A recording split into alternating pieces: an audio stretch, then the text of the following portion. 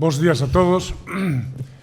En primer lugar, naturalmente, muchas gracias a la organización, al Ayuntamiento y a los responsables directos de estas jornadas por haberme invitado, por haber contado conmigo para una situación, para una reunión como esta que ciertamente nos ha llenado de interés.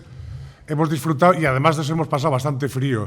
Pero ya se sabe que la arqueología tiene siempre un componente heroico y nosotros, pues naturalmente, participamos de él como parece normal.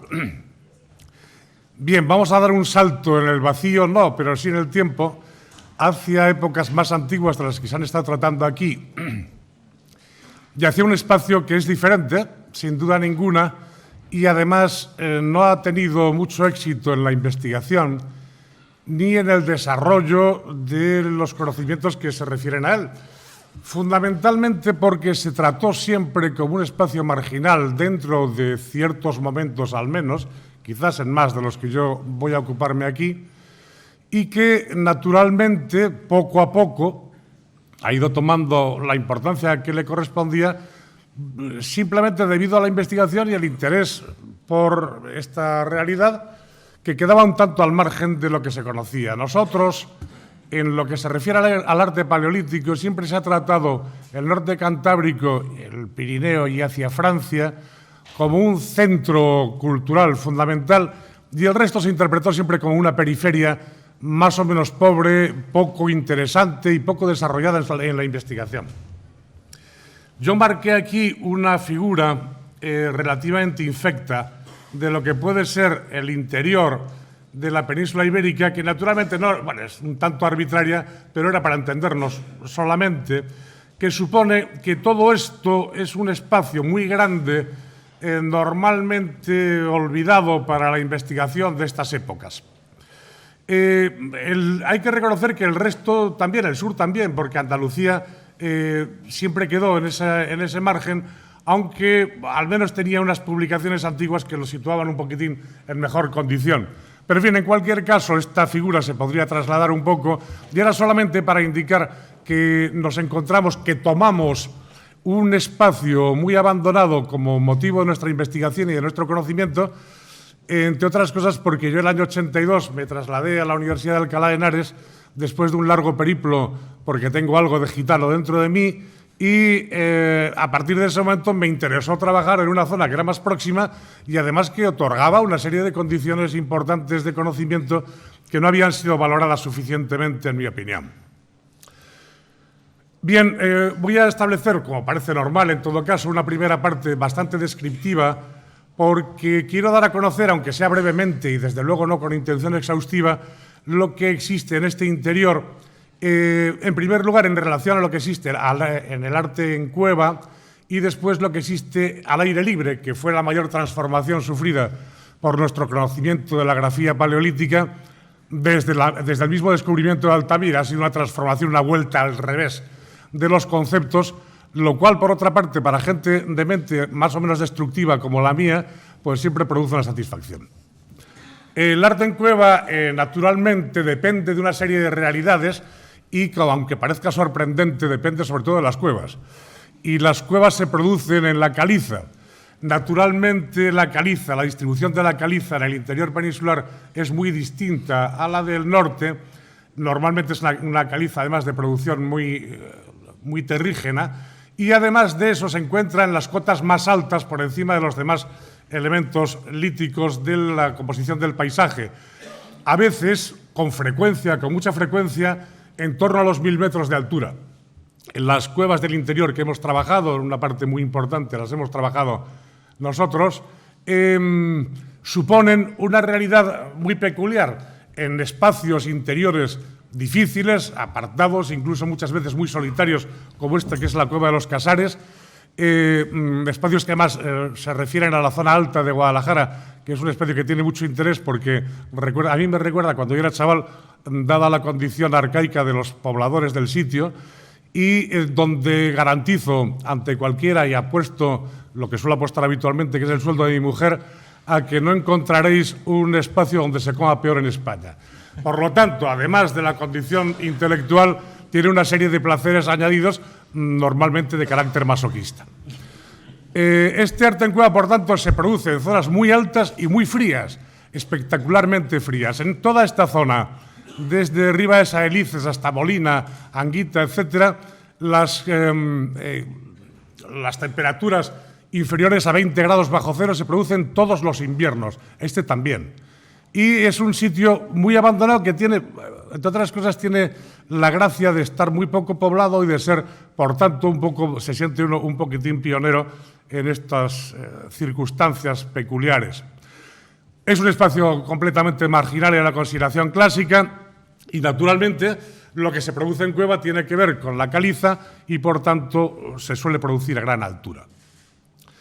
En el interior de la península había muy poco y, además, la distribución en el norte, con valles mucho más encajados y con yacimientos conocidos desde mucho antes y mucho más investigados, en el norte se produce una concentración muy grande de elementos culturales, mientras que en la zona central no ocurre así, entre otras cosas, como dije, por lo que se refiere a la investigación, a la intensidad de la misma.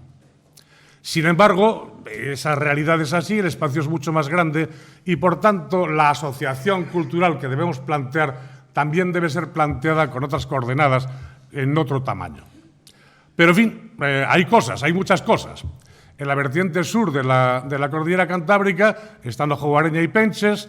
En la vertiente sur del Pirineo, todo el conjunto del Trucho, de la Fuente del Trucho, y todo un elemento acompañante de muchísimo interés, porque lo resaltaré a lo largo de esta conferencia, nos interesa especialmente en lo que hicimos, en lo que hemos propuesto desde la Universidad de Alcalá de Henares, la profesora Bueno y yo mismo, de una continuidad gráfica muy grande en los espacios que fueron decorados desde el principio, planteando, por tanto, un poblamiento y una ocupación del territorio y una marcación del mismo que continúa a lo largo del tiempo y propone, a su vez, una continuidad cultural muy grande y un poblamiento no interrumpido por esas catástrofes que debieran obligar a que vinieran los pobladores del Oriente Mediterráneo en la piragua de Guillermo Cubillo, cargados con ovejas y vacas para colonizar tierras inexistentes de población.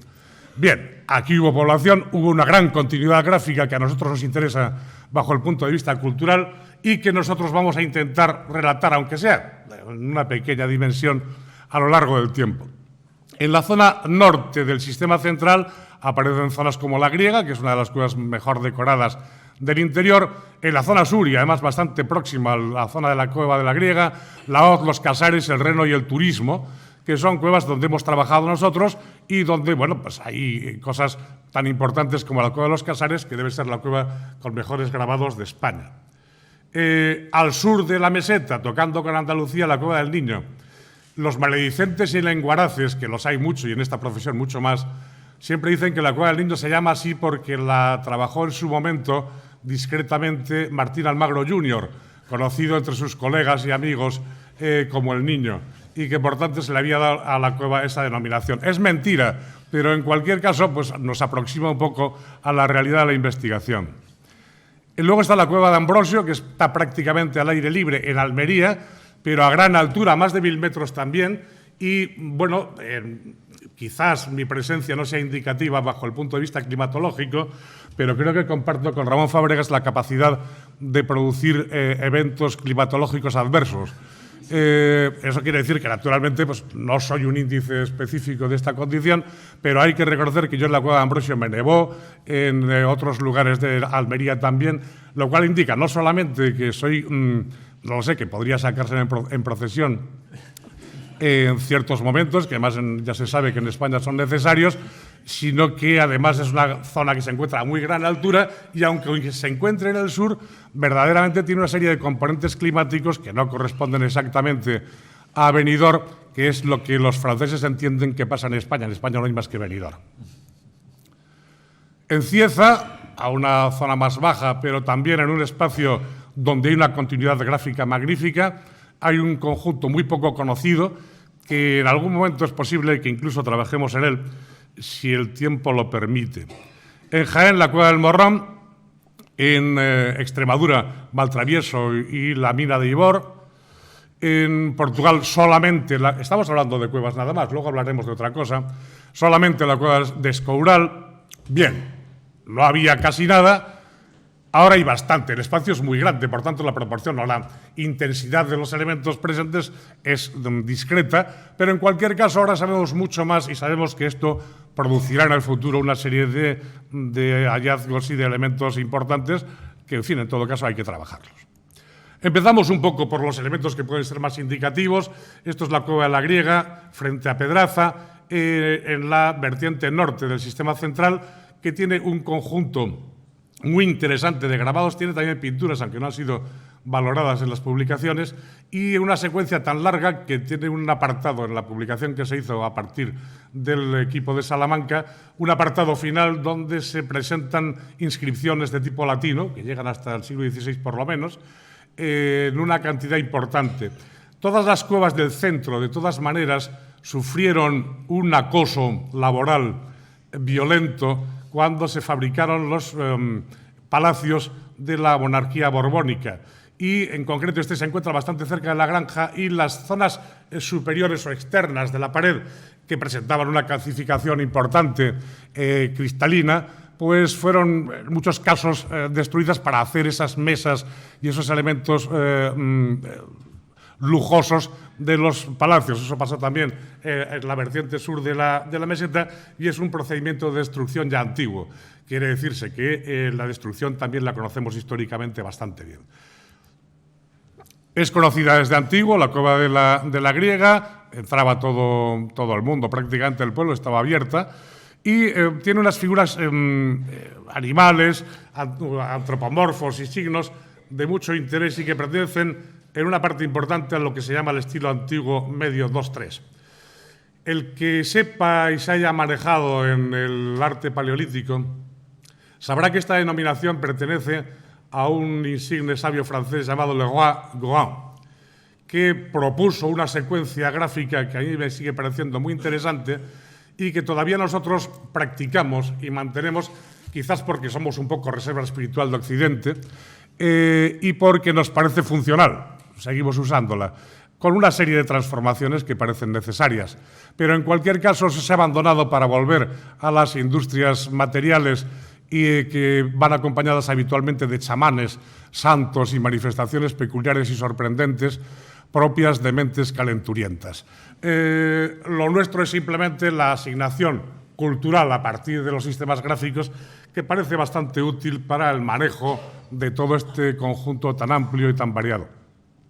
Hay publicaciones incompletas hasta el momento y todavía tiene grandes posibilidades de futuro, incluso yacimiento material, porque en el interior de la meseta ocurre una cosa que es muy desgraciada, y es que las cuevas que en su origen se formaron a partir de la corriente fluvial, normalmente, en el post-paleolítico, es decir, a partir del neolítico y orígenes del calcolítico, quizás en esa etapa intermedia entre mesolítico y neolítico, se reavivan merced a una condición climática más húmeda y con un crecimiento de las corrientes importantes, y entonces la mayor parte de los sedimentos materiales, que como es lógico nos interesan para dar la ambientación correspondiente a la grafía, la mayor parte de esos sedimentos materiales, de esos conjuntos materiales, digo, desaparecen arrollados por la crecida de las aguas.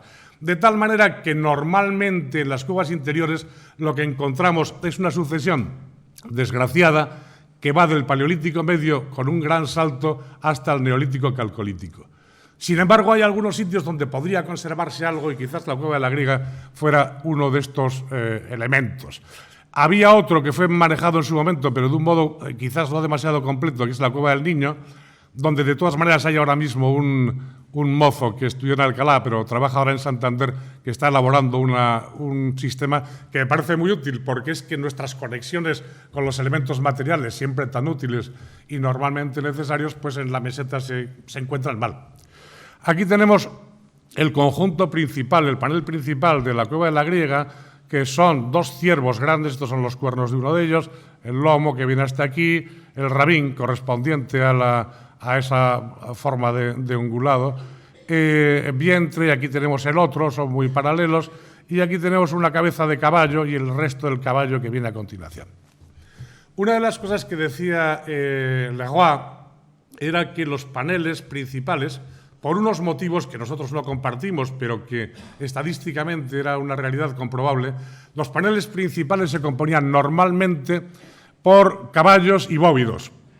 Y eso es una verdad bastante evangélica en la mayor parte de los casos. Pero tanto en la meseta como en parte del Cantábrico, los bóvidos son sustituidos muchas veces por ciervos, por cérvidos, tanto renos como ciervos. En este caso, lo que se produce es una realidad muy propia del interior, que además da una versión de los hechos interiores muy característica y que crea una provincia gráfica que nosotros defendemos tiene personalidad. Hay elementos como este, por ejemplo, que son caballos en una relativa abundancia, colocados en viseras rocosas y muchas veces bastante destruidos y erosionados, como se ve, por muchos graffiti y destrucciones diversas que, bueno, como la cueva estuvo siempre abierta, se producían. Yo, siguiendo al maestro Beltrán, que se dedicó mucho tiempo al arte paleolítico, además de que era un individuo muy ingenioso, él decía siempre que en las paredes de los yacimientos había ciertos individuos que ponían nombres porque no habían tenido la suerte de conocer a sus padres y por tanto lo buscaban. Bueno, es un modo, una denominación parcial de una realidad desgraciada. Otra forma de caballo, también muy propio de este momento y de este sistema de realización. Las pinturas siempre existen en menor cantidad y luego en algunos sitios son más difíciles de encontrar, desde luego. Pero en el interior de las cuevas aparecen de vez en cuando. En la griega es probable que las haya, no se han recogido en su momento, pero es que el grabado permanece mucho más tiempo, es más difícil de destruir. Y, por tanto, muchas veces la imagen que se nos presenta sobre esta realidad es parcial. Habría de todo, pero se conserva el grabado. Almagro, Sauvé, también estuvo aquí Martín Almagro Jr., conocido por El Niño, también por Martinico. Sauvé, Corchón, hicieron estudios preliminares sobre la cueva. Esto de aquí es la boca de entrada de la cueva de la Hoz, que se encuentra debajo de un pico que aquí no se ve, que es el pico de Rata, y tiene una población muy pequeña cerca, que ahora se llama Santa María del Espino, porque después de la guerra cambiaron el nombre de Rata por Santa María del Espino, con un cierto buen gusto, porque no les quedaba bien y no quedaban bien ellos presentándose como nativos de Rata. Es una cueva muy alta, está a 1.100 metros de altura, y el agua del interior de esa cueva transcurre grácilmente y con sonidos muy bonitos a una temperatura de 5 grados. Nosotros trabajamos allí con trajes de neopreno y acompañados de vez en cuando de algún tipo de cagamento, incluso en condiciones superiores, porque pasamos un frío espantoso. Al final de la cueva hay un espacio completamente lleno de arcilla donde tiene una altura de 70 centímetros, la mitad de las cuales es agua.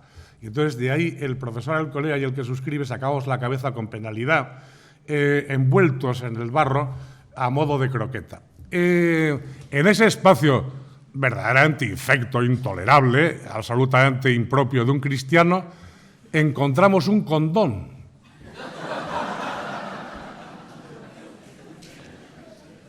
Bueno, la verdad es que las perversiones no tienen límite, ya se sabe, pero este espacio de esas condiciones con ese resto arqueológico indica naturalmente que vivimos en un sitio muy difícil para la supervivencia. Los nativos del sitio, de todas maneras, nos decían que era una cueva terrible, que era peligrosísima, que había habido una pareja que había ido allí y habían sufrido un proceso de autocombustión y que tuviéramos mucho cuidado. Oye, verdaderamente, aquello me parecía una cosa muy grave. Los nativos es que no querían que entráramos en la cueva, como parece obvio. Y estábamos trabajando un día dentro y de pronto comenzamos a oler humo intensamente. Y naturalmente pensamos en la autocombustión. Yo miraba por el profesor Alcolea. Él, para mí, no parecía que hubiera síntomas externos de autocombustión. Y salimos fuera corriendo a ver qué pasaba. Y es que los nativos estaban asando sardinas fuera. Probablemente la intención no solamente de asar sardinas, sino de ahumarnos a nosotros. Esta boca tiene un yacimiento post-paleolítico, pero con un suelo donde se han utilizado placas paleolíticas grabadas que provienen de la otra parte de esta riera y que ofrecen una condición muy variada y muy interesante. Es una cueva muy peculiar. Nosotros tuvimos un proyecto que abarcaba la hoz y los casares y paramos en la hoz porque fue mucho más complicado de lo que pensábamos. Al final, después, por cuestiones administrativas que a mí personalmente me persiguen, como el mal tiempo, pues no pudimos continuar. Fue tratada inicialmente por Beltrán, después de Cabré. Juan Cabré hizo una publicación sobre los casares y otra pequeñina sobre la hoz, bueno, que abrieron un poco el camino de la investigación, pero vamos, que eso fue lo que consiguieron. Un conjunto grande y complejo, el de la hoz, sobre una superficie blanda. La cueva tiene una humedad extraordinaria, tiene el 99% de humedad relativa, y entonces la zona superior, que además por otra parte es muy silícea, este tipo de caliza, fue descomponiéndose progresivamente y en realidad la pared es de arcilla, de tal modo que se puede destruir y grabar directamente con el dedo. Las piezas antiguas tienen calcificaciones por encima, que por otra parte vamos a intentar datar, porque tenemos un proyecto de datación de costras en las cuevas y vamos a meternos allí a ver qué conseguimos, pero la situación, digamos, y la capacidad de conservación de la cueva es muy mala. Pero hay figuras de este tipo, completamente calcificadas ya y patinadas, que esto es un reno, aquí tiene la cabeza, aquí tiene la pala de nieve y aquí viene el cuerno hacia atrás, y este es el cuerpo del mismo. Aquí tenemos una figura de caballo, muy tradicional, con la boca un poco abierta, y este es el grabado correspondiente, más aquí las digitaciones, son elementos digitales, pero del dedo, de los que pusieron aquellos que buscaban a su padre. Y este es el panel principal, compuesto fundamentalmente por una figura de gran caballo grabada, que parece raro porque parece terminar aquí, en cuyo caso sería un caballo muy corto, pero lo que pasa es que tiene una superposición de figuras y su cuarto trasero llega hasta aquí. En la parte inferior tiene un serpentiforme grabado y una serie de impresiones que son muy interesantes y que probablemente nos llevan a una continuidad gráfica también importante. Pero todo este panel es transformable directamente con la mano. Es decir, la situación es tremenda. Y luego aquí tenemos restos de actividades espeleológicas bueno, que antaño se hacían habitualmente y con los carburos marcaban, y aquí pone una S, que no sé lo que significa, debe significar Salvador o algo semejante porque el sur no está ahí. Este es un detalle ya del caballo que decíamos, con otra serie de elementos, es una versión muy variada, muy interesante. Esta es la cabeza, este es el lomo, y aquí parece que terminara el caballo, pero no es así, continúa hasta aquí. Y esto es un enterramiento campaniforme que excavamos a la entrada porque nosotros lo que buscábamos era precisamente esa ambientación paleolítica, pero encontramos este enterramiento con un puñal campaniforme en hueso y cerámica campaniforme en su momento, que estaba en este espacio anterior de la cueva, donde, por otra parte, en todo el entorno había un suelo fabricado para aislar de la humedad que incorporaba placas grabadas paleolíticas. Una secuencia muy larga porque fuera de la cueva de la hoz hay todo un espacio abierto con grabados exteriores post-paleolíticos que proponen un conjunto excepcional, absolutamente excepcional, de figuras gráficas post-paleolíticas que probablemente algún día puedan excavar mis nietos.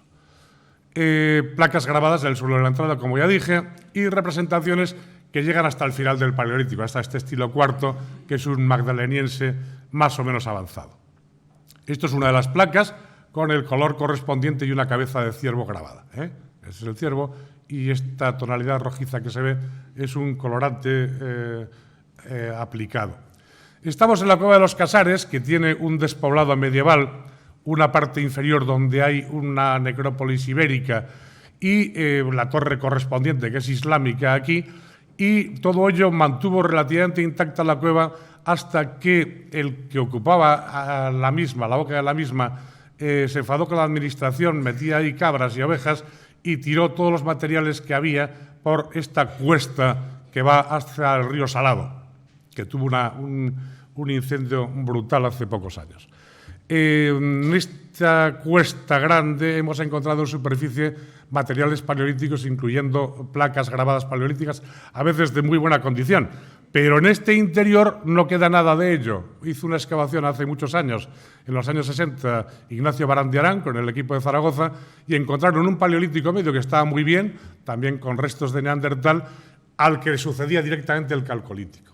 Esa es la cruz de todas las cuevas del interior, o de prácticamente todas, porque, a su vez, acompañado en la corriente fluvial del Cabrero, pues acabaron con el yacimiento del Paleolítico Superior. Hay una publicación clásica de Cabré que presenta una serie de cuestiones, bueno, ha pasado mucho tiempo desde entonces, pero vamos a ver, son un tanto discutibles. Y después hizo un reestudio Beltrán y, sobre todo, la excavación de Barandiarán, que fue un elemento de referencia porque en la meseta, además, es que no había más. Y parte de nuestro proyecto inconcluso. Una gran cueva con una serie de grabados verdaderamente importantes y muchas pinturas. Hay un guarda en la cueva que a mí personalmente no me quiere. Si alguien quiere ir allí, por favor, que no me cite, porque puede sufrir algún tipo de accidente imprevisto. Y este guarda es muy celoso de la cueva y la cuida como si fuera su casa. Bueno, yo estuve en su casa y está menos limpia. Y este individuo, las figuras pintadas que encuentra en las paredes le parecen mentira y las cubre de barro. No es ninguna figura retórica. Esto que digo es verdad.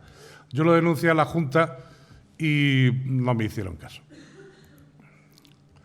Hay figuras como esta, grabados de caballos realmente magníficos, de una gran condición y una superposición múltiple de elementos, compleja y difícil de entender, pero siempre interesantísima. Un pequeño rinoceronte, hay pocos rinocerontes lanudos grabados en la meseta, pero este es uno de los clásicos de toda la vida, magníficamente representado de pequeño tamaño. Y luego él también, el guarda de la cueva, mantenía que después del seno C, que es el más profundo, que le había dicho Beltrán que era el Sancta Sanctorum, y que por tanto después del Sancta Sanctorum ya no podía haber nada más. Se acababa la vida, el mundo, los conceptos, todo. Entonces, yo que tengo cierta vocación a decir tonterías, le dije que debía ser un Sancta Sanctorum, pero pocum, porque tenía una figura de caballo pintada magnífica a continuación. A partir de ese momento me juró odio eterno y entonces, insisto, si alguien va a los Casares, por favor, que no diga que me conoce de nada. O bien, si dice que me conoce, que diga que soy un mal nacido y le invitará a su casa. No sé si compensa que le invite a su casa, en cualquier caso. Dentro de la meseta hay muy pocos signos. Los signos para nosotros son muy importantes porque probablemente son marcadores de etnias o de conjuntos sociales y, desde luego, en el Cantábrico los hemos establecido muy bien por zonas. Funciona el modelo que inventó también a su vez Leroy en su momento. Y entonces en la meseta, que hemos trabajado ampliamente, los signos son poco comparables porque hay pocos. Sin embargo, los que hay son de este tipo, son de los Casares y funcionan perfectamente. Tengo que darme un poquitín de prisa porque tengo todavía mucho que decir y creo que no voy a conseguir engañar a Ramón. Por eso. Hay figuras antropomórficas muy peculiares. La Cueva de los Casares tiene las figuras antropomórficas más peculiares probablemente del Paleolítico y además una concentración magnífica. Como por ejemplo estos antropomorfos que están arrojándose al agua. Esta es la cabeza de uno de ellos, los brazos por delante, las piernas hacia atrás. Este es lo mismo, pero un poquitín menos terminado, que se están arrojando al agua porque esto está con peces. Es una figura claramente paleolítica, pero absolutamente excepcional dentro de todo el conjunto paleolítico. Breuil decía que uno de los ritos que se practicaban en el arte paleolítico eran ritos de propiciación y que en concreto en las áreas secas se proponían cosas que tuvieran relación con la humedad para provocar la lluvia. Yo insisto que hago ciertas caricaturas de estas afirmaciones. Decía que si eso fuera así y teniendo en cuenta que la mayor concentración de arte paleolítico se encuentra en el Cantábrico, donde normalmente llueve bastante más que la Dordoña francesa, los ritos de propiciación serían ordalías o suicidios colectivos. Esta es la zona de la Cueva del Niño, con un par de profesores de la Universidad de Alcalá que no conoceréis, pero si los conocierais os daríais cuenta del paso del tiempo. Se hizo una publicación preliminar por parte de Martín Almagro, en la que participó Pedro Saura, afortunadamente, porque siempre fue un grandísimo fotógrafo e ilustrador. Y nosotros lo introdujimos en un trabajo general que hicimos para la meseta. se hicieron excavaciones de Federico Bernaldo de Quirós, que ahora están siendo reestudiadas y que, por otra parte, reunían la condición de que ofrecían una cierta ambientación para el arte paleolítico. Y hay una sucesión paleolítico-postpaleolítico magnífica, porque a la entrada, en el dintel de entrada de la puerta de la cueva, hay representaciones levantinas características. Por lo tanto, una vez más, hay una secuencia larga que es esa que nos interesa a nosotros especialmente. El panel principal está compuesto por unas figuras de ciervo que, como en el caso de la Cueva de la Griega, lo que hacen es proponer, digamos, una sustitución de las figuras tradicionales que son los toros. Esto es una cierva, estos son 2 ciervos, estos son 3 cabras y aquí hay un caballo que componen la imagen principal del panel principal, que parece no tener mucho más. Pero a la entrada tenemos figuras de arqueros levantinos, más o menos fragmentarias, porque no están bien conservadas. Aquí está la cabeza, un cuerpo de un individuo en movimiento. Aquí tenemos otro, además, de individuos armados, los típicos cazadores levantinos, que aparecen tanto en el Levante.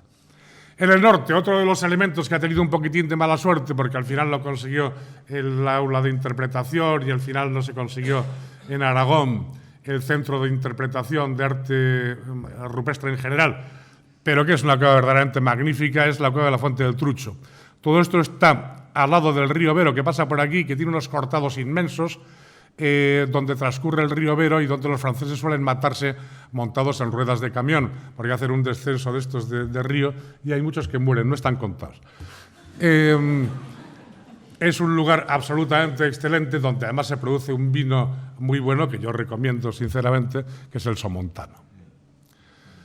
Es cuenca del Ebro. Luego, fuera de esta zona, aunque sea cuenca alta del Ebro, parece no encontrarse nada más, lo cual no deja de sorprender porque el espacio es muy propicio. Probablemente eso se deba también a la intensidad de la investigación, aunque hay que reconocer que el equipo de Zaragoza, en lo que se refiere a Paleolítico Superior y Medio, han hecho una actividad intensísima y nos han dotado de muchos yacimientos desconocidos en la cuenca del Ebro, llegando hasta Guadalajara, pero en el caso que nos ocupa de cuestiones gráficas, pues no ha sido así. Aquí tenemos una sucesión también magnífica con arte paleolítico, arte levantino y arte esquemático, en una secuencia del mismo sitio que una vez más presenta unos espacios decorativos tradicionales excelentes. Es una cueva circular con una composición total realizada desde el principio y una antesala con elementos un poquitín más tardíos. Esta es la zona principal, con manos en negativo y una serie de líneas de puntos que componen y que decoran todo un techo prácticamente hemicircular, digamos, construido en su totalidad. Estas manos no tienen fecha, pero las últimas dataciones conseguidas con este procedimiento que estamos ensayando ofrecen fechas superiores al 35.000 a.C. para este tipo de representaciones que fueron catalogadas como un estilo segundo ya a partir del Gravetiense y que ahora, desde luego, por lo menos son auriñacienses. Acompañados estos elementos de figuras clásicas de estilos antiguos, de figuras de caballo pintadas, como estas que hemos visto y esta que vemos, y un reno grabado, piqueteado a la entrada. Este es el cuerno, que tiene una sola vuelta, como es normal en los renos, la pala de nieve, la cara, el ojo, el pecho y el lomo. En la zona anterior a esta sala circular, decorada y compuesta probablemente de un modo coetáneo, en épocas antiguas, con elementos que son posteriores. Esta referencia nos ha valido en su momento para ser tratada en relación con los grabados al aire libre. Esto es el Alto Jarama, en Guadalajara, tocando con la provincia de Madrid, con un macizo cretácico que tiene cuevas y donde nuestro equipo hizo una prospección intensiva orientada y encontró una cueva que tenía un reno grabado. Y sorprendentemente, son gente la que lo hizo de gran imaginación, le llamaron la Cueva del Reno. Yo proponía, tiene una higuera que tapaba la entrada, y entonces yo proponía que le llamaran la Cueva de la Figar, que es como se llama en Asturias una higuera, pero no me hicieron ningún caso, no tengo éxito. Es una cueva pequeñina, muy seca, que además está rompiéndose progresivamente. La última vez que el profesor Alcolea y yo estuvimos allí, comenzamos a oír el inicio del cataclismo y salimos corriendo, en sentido estricto, no es una figura retórica. Había una grieta en la sala final por la que cabía una mano y ahora cabe el brazo. Es decir, probablemente podamos decir de ella cualquier cosa porque se va a romper y nadie lo verá. En esta zona estuvo trabajando el profesor Jordá Jr., también conocido por el profesor Jordín, y lo que pasa es que estuvieron trabajando en esta parte de aquí, donde hay cuevas con elementos del Paleolítico Medio, pero no llegaron a encontrar, desafortunadamente para ellos, porque lo deseaban, la cueva con arte paleolítico. Pequeña cueva, sin yacimiento material, la excavamos completa y encontramos una vez más restos de enterramiento postpaleolítico e incluso un gran jarrón aparentemente neolítico, pero nada correspondiente al Paleolítico superior. A la entrada hay directamente un caballo medio grabado, medio esculpido. Esta es la cabeza, este es el pecho esculpido, el vientre y el lomo. Y en la sala final, que es la que se está rompiendo con violencia, hay un par de ciervos grandes, un caballo que no se ve en la diapositiva y una figura de reno. Esta es la cabeza, tiene la librea perfectamente marcada, las palas de nieve y el cuerno que gira hacia atrás. El profesor Alcolea llevó al profesor Vialou, insigne investigador francés, subdirector del Museo del Hombre, a ver la cueva. Y bueno, él es un hombre poético y con gran sensibilidad. Y según llegaba a la cueva, le dijo al profesor Alcolea: soy el primer francés que va a ver esta cueva. Y el profesor Alcolea, que es de Guadalajara, le dijo: y el último. Esto es un caballo grabado, aquí hay una serie de costras magníficas para datar, que vamos a datar, y luego hay otra serie de figuras más perdidas, pero hay una decoración pintada magnífica. Y otra decoración pintada también de estos caballos muy alargados que toman la forma de la visera, muy peculiar, cuyo trazo rojo fue cubierto por una especie de líquen o algo semejante que estamos analizando de color blanco. Bueno, en una variedad muy peculiar, muy rara. Y luego estos caballos pintados en amarillo que podrían ser colocados perfectamente en el centro del Cantábrico porque además incluso están realizados con la técnica del tamponado, una línea interrumpida que parece pertenecer solamente al espacio de Cantambrer, pero que tiene más sitios. Yo lo llamo Cantambrer porque soy una mente ecléctica y entonces hay mucha gente que lo llama Cantabria y otros que lo llaman Santander y como yo no quiero comprometerme lo llamo Cantambrer. La Cueva del Cojo, que está exactamente al lado de la Cueva del Reno. Esto es la Cueva de Maltravieso, que tiene una decoración organizada exactamente igual que la Fuente del Trucho. Manos negativas y líneas de puntos. Es una cueva que tampoco ha sido publicada en su totalidad de verdad, pero que tiene muchísimo interés y que se encuentra dentro de la ciudad de Cáceres. Antes no había nada más que esto en Extremadura, ahora ya hay unas cuantas cosas más. Es la Cueva de las Manos, una cueva monotemática prácticamente, con algún grabado animal, en concreto 2. Manos diversas, con los dedos o cortados o recortados encogidos, líneas de puntos. Otra mano izquierda, otra aquí plasmada en la pared. Y signos, que curiosamente ya dije que había muy pocos, pero los de Maltravieso se parecen mucho a los de los Casares. Y plantean también la posibilidad, simplemente para organizarnos, de establecer un espacio decorativo más o menos homogéneo en el centro con una serie de elementos representativos comunes. Escasos signos y pocas figuras animales, muy pocas. Esto es un ciervo prácticamente desaparecido en negro, este es el ojo, la cuerna y esta es la cabeza. Y aquí tenemos una figura de cierva grabada que publicaron en su momento el profesor Ripoll padre y Alfonso Moure. Esto es la cueva de la mina de Ibor, donde hemos intentado entrar sin éxito, no nos han dejado. Con 2 figuras muy interesantes, un cérvido y un probable oso, que ha publicado el sabio de Extremadura llamado Hipólito Collado Giraldo. Y esto es la zona de Cieza, donde hay un conjunto inmenso de arte levantino y unas cuevas que son poco cuevas, son abrigos más bien, donde hay arte paleolítico. A continuación, también en el mismo espacio hay arte esquemático. Insisto, en esta secuencia que a nosotros nos parece especialmente interesante y además plasmando elementos que tienen mucho que ver con el aire libre, porque verdaderamente aquello no son cuevas de verdad. No han tenido una publicación definitiva y vale la pena porque es un elemento además significativo e interesantísimo. Son cuevinas como esta, de muy poca monta, de muy poca profundidad La cueva de Jorge, que tiene un caballo paleolítico claramente planteado, perfectamente. Y el abrigo de las cabras, donde lo que hay son cabras representadas en visión frontal que es una cuestión que se realiza muchísimo en el arte mueble paleolítico y que en el arte parietal no existía más que en la Cueva del Otero, en Santander, o Cantambrer, pero que aquí existe también. Es una fórmula rara, pero que es muy interesante y muy paleolítica. Y dentro de la misma, pues esta figura de cierva, también perfectamente correspondiente al paleolítico. Estamos en Escoural, es una cueva de mármol, también con unas costras o unas escorrentías calcíticas magníficas, que vamos a intentar a ver si conseguimos también datar. Y figuras de bóvido y caballo, formando un panel pues, clásico dentro de la representación. Y además de eso, al final, unas figuras de caballo y cérvido que corresponden perfectamente a eso que nosotros hemos llamado, vamos, que no inventamos la denominación, pero que trabajamos en ello, que es el estilo quinto, fórmulas de continuación del arte paleolítico ya en momentos post-paleolíticos. Este sería uno de los elementos que podrían interpretarse dentro de este grupo, tanto como los que aparecen en la Valtorta, como los que aparecen abundantemente en el COA, como los que aparecen en Siega Verde, como los que aparecen en Ojo Guareña, etc. Es decir, ya es un mundo que tiene ya una cronología buena y un sistema gráfico reconocible. Otro elemento más de Escoural,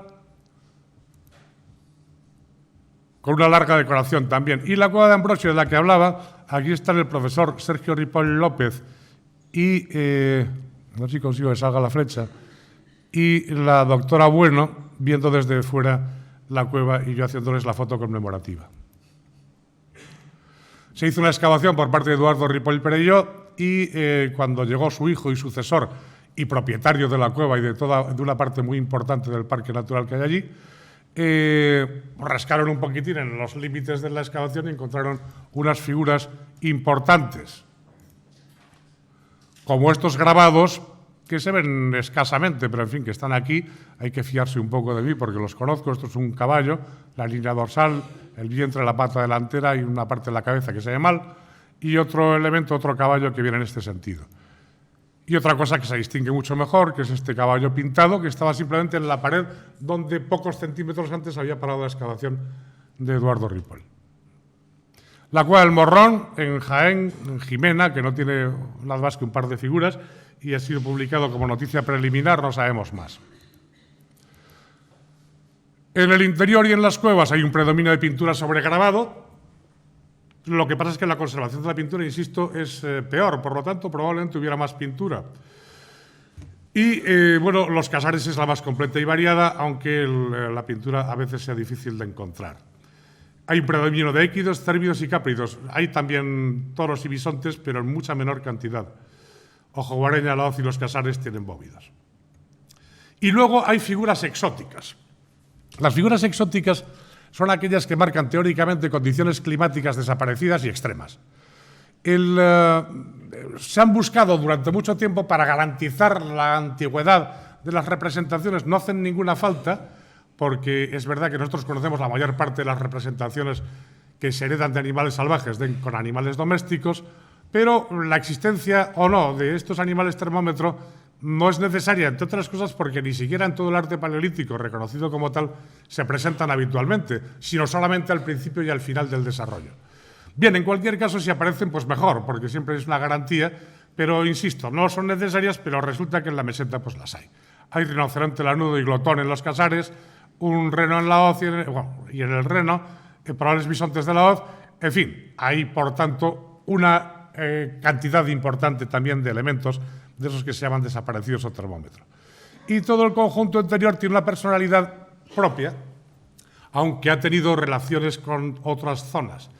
Nuestro modelo de que el momento paleolítico suponía la existencia de unas bandas aisladas, por otra parte temerosas del medio ambiente, y que las pasaban de aquilo, ahora mismo se ha cambiado de un modo muy claro por conjuntos sociales notablemente más organizados, más grandes y con una relación muy grande, muy importante y larga.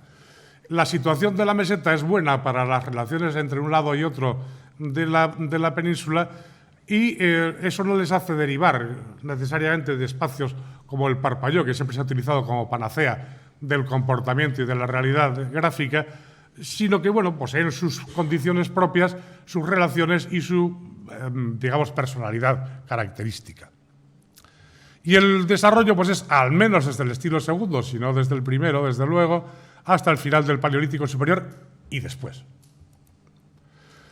Tenemos el arte paleolítico al aire libre, me va a reñir mi querido colega y, sin embargo, amigo Ramón Fábregas Valcarce. Y la siguiente conferenciante no me va a reñir más de lo normal porque es mi esposa y lo hace habitualmente. Bueno, entonces, el arte paleolítico al aire libre supone una novedad fundamental porque es el cambio de chip. El arte paleolítico se interpretó siempre como misterioso, religioso, oscuro, difícil de acceso, etc. Y el arte paleolítico al aire libre, desde el descubrimiento que hicieron los portugueses en Masouco, en la frontera luso-española, resulta que lo que presenta es una cosa completamente distinta. Es el modelo de la apertura de la luz y del conocimiento para todos. Bajo ese punto de vista, la transformación sufrida por los conceptos dentro del arte paleolítico es radical e importantísima. Y curiosamente se ha encontrado en una parte muy importante dentro de la raya hispano-portuguesa por un motivo fundamental, porque posee una base de representación que son los esquistos y que abundan precisamente en ese espacio. El presidente de esta mesa, organizador de esta reunión y, sin embargo, amigo, le hemos dicho muchas veces que en Galicia tiene que haber en Lugo y en Orense. Él ya buscó hacerlo en Orense, no lo consiguió por eso, por motivos administrativos. Por lo tanto, no solamente en lo que se refiere a la cuestión climática, sino también en la cuestión administrativa es tan gafe como yo, pero es un camino que hay que practicar porque esto aparecerá sin duda ninguna. Es decir, este soporte conserva muy bien grabados durante miles de años y permite una documentación que estaba restringida a las zonas de las cuevas. Injustamente, incorrectamente, mal. Pero bueno, eso lo estamos corrigiendo poco a poco. Y desde luego, en la zona de la raya hispano-portuguesa hay unas prospecciones que además son intencionales y que están terminando, vamos, en el momento actual están trabajando en el Alto Sabor, donde la aparición de estos elementos ya es perfectamente frecuente y además encontrada con prospecciones intencionales y organizadas. Por tanto, están a un tiro de piedra de Galicia o bien a Carreriña do Cao. Bueno. Entonces, es una realidad que se producirá. Yo no soy profeta, no hice la oposición, me hubiera gustado. Pero, en cualquier caso, esto se va a producir sin duda ninguna. Bien, lo que tenemos es una acumulación peculiar. Tenemos un yacimiento en Almería, otros en La Raya y uno en Domingo García, en la vertiente norte del sistema central, relativamente aislado. Esto son puntos para indicar zonas, naturalmente esta es la zona de Alto Sabor, y un sitio descolgado que está en los Pirineos franceses, en la Cataluña francesa, debajo del Canigó, monte mítico catalán. Pero nosotros tenemos en el momento actual más elementos ya más pormenorizados, todo esto, que llega hasta Extremadura tocando Andalucía. No he metido aquí la de Almería, en este caso, pues no sé muy bien por qué, porque debería haberlo hecho. Y luego yacimientos materiales que acompañan y ambientan cronológica y culturalmente la representación cavernaria. Es una distribución que dentro de este espacio no parece especialmente intensiva, pero que sin embargo manifiesta una realidad amplia que ya no hay más remedio que reconocer y no soslayar por más que haya algún cabezota que la mantenga. Hay sitios muy peculiares, muy interesantes y, sobre todo, dos modelos fundamentales. Uno fluvial, en los sitios de paso, exactamente en los vados, y otro en altura, en los oteros que dominan el paisaje ampliamente. Esto es el río Sésere, en Portugal, con el modelo fluvial característico. Ahora ya consigo que pase.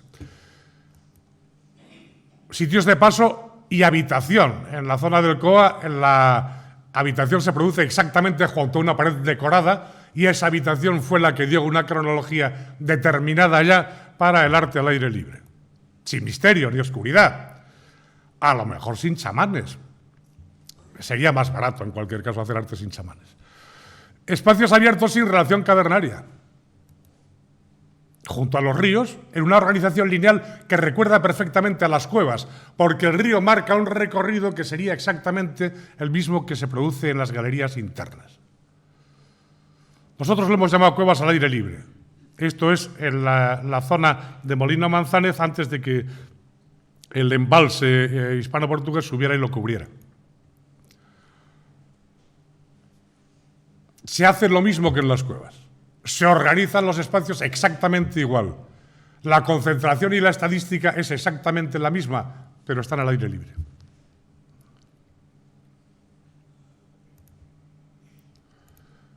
Hay un sitio conocido desde antaño, que es el de Domingo García,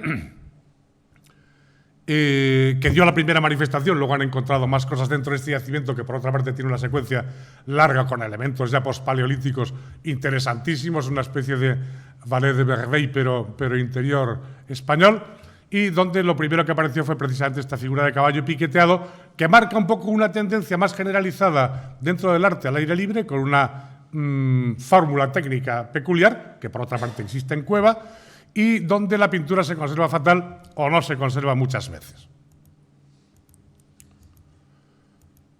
Estos son los caballos namorados de la Ribeira de Piscos en el COA, que a nuestros colegas portugueses les emocionan profundamente porque tienen las cabezas entrelazadas, formando una especie de acoplamiento pues muy lindo, verdaderamente, y con una terminación magnífica. Nosotros hemos trabajado en el yacimiento de Siega Verde durante mucho tiempo, lo publicamos, al final forma parte del Patrimonio de la Humanidad unido, asociado al COA, y entonces entre uno y otro tenemos la secuencia completa del arte paleolítico y llegamos al pospaleolítico muy bien. El COA tiene un predominio de unas épocas que son las más antiguas, Siega Verde de las épocas intermedias, los dos tienen de las épocas finales y en el fondo se comportan de un modo solidario y colectivo, como fue la propuesta que hicimos nosotros en su momento para crear un parque internacional luso-hispano, que al final no llegó a funcionar, pero era una buena idea. Y bueno, últimamente con la unión que produce la declaración de la UNESCO de Patrimonio de la Humanidad, bueno, nos hemos acercado mucho, aunque podríamos haberlo hecho antes. He puesto el caballo de la griega que puse antes para que os deis cuenta de que lo que se representa es lo mismo. Y el caballo de la hoz, que también vimos antes, para que veáis que lo que hay es igual. Tenemos una acumulación de elementos pertenecientes a épocas antiguas que se distribuyen al aire libre y en cueva. Hubo quienes durante mucho tiempo pretendieran asociar exclusivamente el arte al aire libre con el arte al aire libre. Pero es que resulta que Siega Verde se parece más a los elementos más tardíos de los Casares y Fosco a los antiguos de la griega. ¿Por qué? Porque pertenecen a la misma época. Y su única diferencia es el soporte en el que se presentaron este tipo de figuras. Este es el yacimiento de Piedras Blancas en Almería, donde Julián Martínez encontró este caballo. Este es el yacimiento de Siega Verde con las figuras más antiguas, una figura de toro, bien establecido, que fue primero piqueteado y luego grabado con un grabado inciso abrasionando la línea anterior. Esto de aquí es el COA, en Fariseu. Fariseu es una excavación que se ha realizado en 2 veces, exactamente junto al cauce del COA, cuando baja la presa de Pociño, que está a continuación al terminar el río. Cuando baja, entonces, para una limpieza o algo semejante, nuestros colegas del COA, del Parque del COA, aprovechan para excavar. Esta es la pared en la que se ha grabado, pero esa pared se ha grabado desde el Gravetiense y hay una sucesión de estratos que garantizan perfectamente la secuencia, llenos además de arte mueble. Por lo tanto, con una datación perfectamente adecuada y clara para los elementos al aire libre. Esa es la pared también. Qué bonito, me gusta. Esto es una visión con un ojo de pez de esa pared. Estos son elementos acompañantes de la zona, hay muchos, tienen unos paneles extraordinarios. Yo, por más que me duela y me pese, creo que es notablemente más bello que el yacimiento de Siega Verde, las cosas como son, aunque ciertamente para el trabajo eso no importe. Un gran cabrón, los hay muchos en la zona, y unos caballos también de inmenso tamaño que se encuentran en un farallón a 12 metros por encima del río. Son casi imposibles de fotografiar desde abajo. Pero yo los he fotografiado desde la otra ribera del río y se ven perfectamente. Son semáforos, se ven a kilómetros de distancia. Es decir, eso no tiene mucho que ver con el interior y el misterio de las cuevas. La zona de Ocresa, ya en el Tajo, donde de momento no hay más que esto, pero aparecerá más porque también están haciendo prospecciones organizadas. Y estos son los elementos que corresponderían a esa etapa intermedia estilo 3-4 en Leroy, magdaleniense antiguo solutrense, hasta magdaleniense avanzado. Este es el caballo del descubrimiento de Siega Verde, que encontró Manolo Santonja cuando estaba de director del Museo de Salamanca y que estaba prospectando en búsqueda de dólmenes. Le preguntó a un pastor de la zona si conocía algún dolmen y le dijo, no, dólmenes no conozco, pero conozco una pintura de caballo. Entonces, no es que la pintura fuera muy grande, es que había un caballo. Entonces, nos llamó Manolo Santonja y fuimos la profesora Bueno aquí presente y el que suscribe también presente, y encontramos también 20 y tantas figuras en un día. Después trabajamos durante bastante tiempo, durante 6 años hasta el 95. En el 95 sufrimos una interrupción o coito interrupto administrativo y volvimos en el 2005 y terminamos el trabajo. Tiene elementos variados, muy variados. Este es un toro, la erosión es diversa según los sitios, está muy pegado al cauce. Aquí tenemos un caballín pequeño. Aquí tenemos un ciervo que se encuentra en una pieza perpendicular a la corriente fluvial con la cabeza vuelta. Este es el rabín, por aquí viene el resto, la cabeza, los cuernos que van en otra dirección. El profesor Alcolea, que tiene una tendencia poética marcada, lo llama retrospiciente. Y a mí es una palabra que no me gusta nada.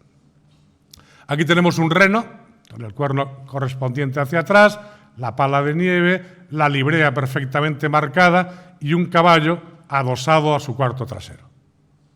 En una piedra que está en posición cenital y que, por tanto, tiene una erosión diferente. A pesar de lo cual, y a pesar de la erosión, se mantienen bastante bien y el grabado está bastante fresco. Esto es una marmita de gigante rota en un momento determinado y aprovechada para las figuras. Esto es un gran toro, aquí debajo hay otro más erosionado porque se encuentra a nivel más bajo, y todo esto son caballos engarzados uno con otro, de tal manera que este tiene la crinera y la cabeza formando parte del vientre de este otro que está en la parte superior. En un sistema que es muy propio del sitio, muy propio de Siega Verde. Manolo Santonja decía que eran osos, son toros, pero como yo soy una mente ecléctica, lo acabé llamando el panel de los bovinosos. Esto es un panel con un toro claramente marcado y además desprovisto de líquenes, en este caso, con un carnicero, un cánido dentro, en su interior, un caballo y otro toro en la parte superior, que se ven perfectamente y nunca se taparon. Otros elementos, como este caballo piqueteado, que aquí tiene un ciervo inciso muy bueno, de muy buena calidad, que sería perfectamente comparable a las piezas que aparecen en la cueva del castillo. Estoy pasando muy deprisa, pero es que me temo lo peor.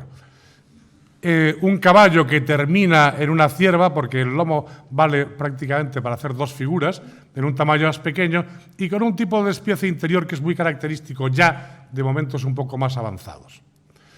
2 caballos aculados, este mira para acá y este para acá, con una crinera muy grande, piqueteados, que tienen una fórmula de representación que recuerda mucho al grabado, perdón, a la pintura tamponada del norte cantábrico.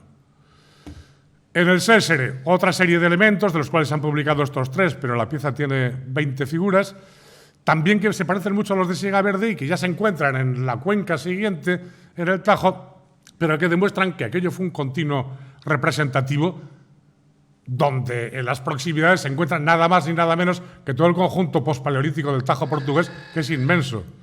¿Te llaman? Ah, no, perdón. Ah, bien. Vale, sí. Muy bien. Bueno, tenemos una fase avanzada con mayor presencia en Siega Verde, una amplia distribución. Esto es un rinoceronte lanudo de Siega Verde, que es un elemento que tampoco es necesario, pero que si existe, bienvenido sea. Y escenas de caza. Esto es un carnívoro, probablemente un gran felino, persiguiendo a un cabrón a la carrera, y aquí hay otro. Bos megaceros o megaloceros, con todos los cuernos inmensos, la joroba correspondiente, etc. Es un animal que a mí me parece muy interesante. Desapareció en Irlanda en el siglo XVI y está asociado directamente a las turberas con las que se fabricó desde el origen el whisky. Por lo tanto, tiene una condición cultural añadida. Un oso, que está persiguiendo a un caballo, en este caso. Los osos se distinguen muy bien porque tienen las patas vueltas hacia la parte delantera y un cuarto trasero mucho más grande que el delantero. Cabras diversas, estas son muy pequeñinas, estas tienen 7 centímetros. Entonces hay que cambiar un poco la óptica para verlas. El panel final del yacimiento, que es un carnívoro persiguiendo 2 caballos a la carrera, sobre un fondo completamente rojo que es de exudación, en parte probablemente, pero que nosotros hemos analizado este y otros del yacimiento de Sega Verde, y entonces tiene un alto componente de arcillas, de silicatos y de fosfatos, que no son naturales. La incorporación del fosfato normalmente supone en la carga de pintura la presencia de hueso o de diente, si aparece apatita más a mayor condición, y entonces son probablemente, en una parte muy importante, aplicaciones intencionales y artificiales.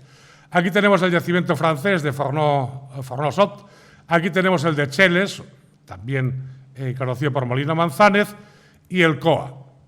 Esto es una de la Rocha 24 de los portugueses, que es una maravilla y suele estar completamente cubierta siempre, pero que es un conjunto de bóvidos en una serie de crestas alternadas que, con un poquitín de buena suerte y buena luz, que es la que tuvimos nosotros, pues son unas figuras excelentes, extraordinarias.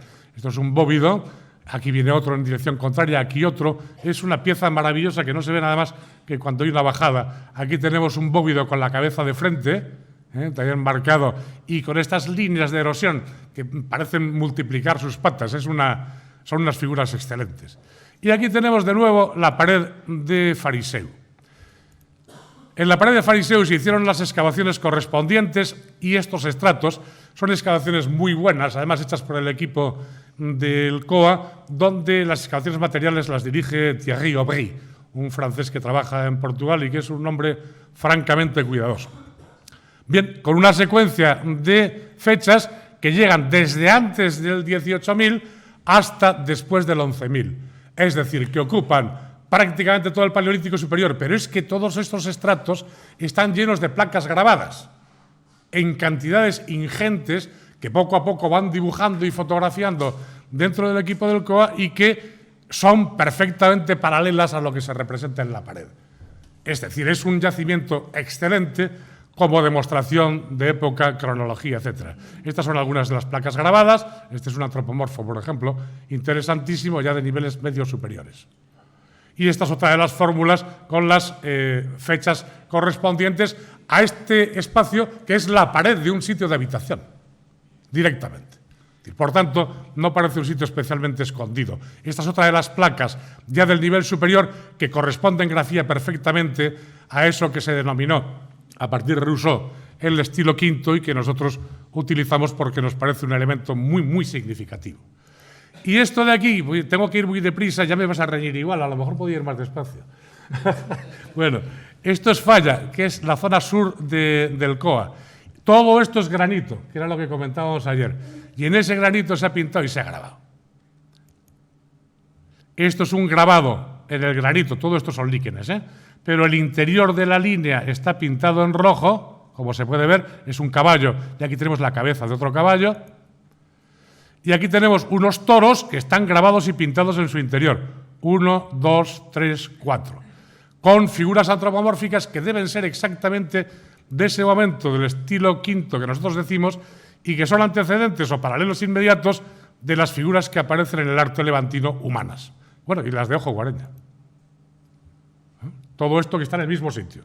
Exactamente en la zona sur del COA, en un espacio intransitable, donde fuimos en un momento determinado, además hacía mucho tiempo que no iban, fuimos con los alumnos de un grupo y fue una experiencia bellísima.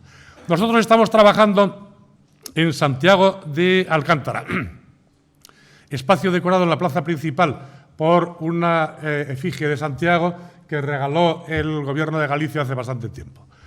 Y son hermanos de bastantes sitios, de Santiago de Compostela, por ejemplo. Todos estos espacios de aquí tienen una secuencia desde el Paleolítico hasta el Postpaleolítico, larga. Y toda esta parte inferior está muy bien dotada de dólmenes en una parte importante decorados. Sierra de San Pedro, Santiago y Valencia de Alcántara. Los espacios son los que hemos puesto aquí. En la Grajera, en concreto, que hay un farallón vertical de cuarcita de aquí, Por esta parte hay pinturas postpaleolíticas y por esta postpaleolíticas y paleolíticas, en la Grajera 2. Este es el gran panel, este es el postpaleolítico, aquí viene uno paleolítico y todo esto lo es también.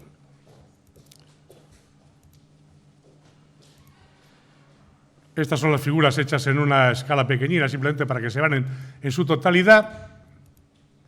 Y estos son los detalles: un caballo, otro caballo, un bisonte, un ciervo, otro caballo pequeñín en la parte de abajo. Estos elementos que se ven aquí. Que son las primeras pinturas, estrictamente pinturas sin grabado, que aparecen en el aire libre del sur de Europa en época paleolítica. Este es otro calco, simplemente para indicar la composición, que por otra parte repite lo clásico dentro del arte paleolítico. Una distribución básicamente interior con estilos y técnicas que son los de las cuevas exactamente. Situación a la intemperie, que no es una novedad absoluta, porque ya Lamin Camperré había dicho que había cosas externas, pero no tanto. Y con una técnica del piqueteado que aparece en cueva y al interior. ¿Ya hay muchos yacimientos de habitación? Va a haber más. La cronología arqueológica de Fariseu es el elemento de referencia sólido para establecer una cosa que nosotros, por otra parte, ya habíamos establecido bajo un punto de vista estilístico. Por tanto, la cosa estaba bien establecida, pero ahora corroborada. Y un desarrollo gráfico largo, a lo largo del tiempo, que llega hasta épocas postpaleolíticas y que ciertamente no solamente no se esconde a la visión de la gente, sino que se presenta en los lugares de mejor tránsito y mayor capacidad de observación. Y nada más, muchísimas gracias y mil perdones por el retraso.